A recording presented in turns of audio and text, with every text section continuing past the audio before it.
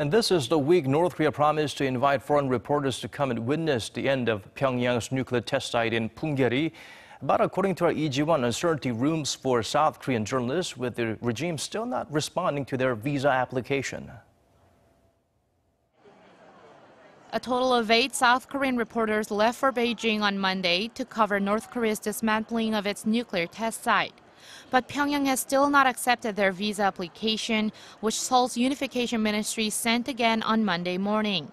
Despite the ministry's efforts to confirm the South Korean reporters' invitation throughout the day, Pyongyang's Panmunjom channel closed in the afternoon, saying there is nothing more to exchange as of now. In an effort to get an answer, South Korean reporters who traveled to Beijing gathered in front of the North Korean embassy in Beijing, but to no avail. But the ministry is still hopeful that there could be a change in stance from Pyongyang on Tuesday morning, just before the scheduled flight to the North's Wonsan-Galma airport. Pyongyang's silence comes after the regime criticized Seoul last week for holding joint military drills with the U.S. and for allowing a former North Korean diplomat who defected to the South to criticize the regime at Seoul's National Assembly. Also in front of the embassy in Beijing were a handful of Japanese reporters who hadn't been invited by Pyongyang in the first place. The North had invited reporters from South Korea, China, the U.S., Russia, and the UK, explicitly leaving Japan out. Observers say that is due to Japan's continuous hardline stance against the North and Tokyo's pressing of the U.S. on agendas for the upcoming Pyongyang-Washington summit. Meanwhile, the North seems to be preparing to dismantle the nuclear test site.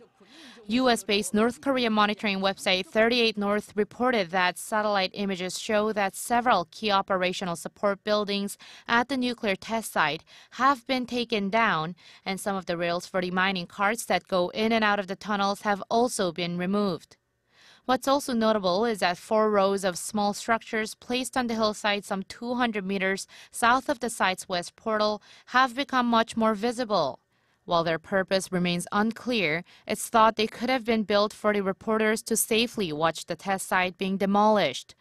Reporters from other countries have all received their visas and are expected to take off from Beijing on a chartered plane Tuesday morning to arrive in the north-southeastern city of Wonsan. From there, they will take a train to the test site for the demolition, which could take place any day between Wednesday and Friday. Lee Jiwon, Arirang News.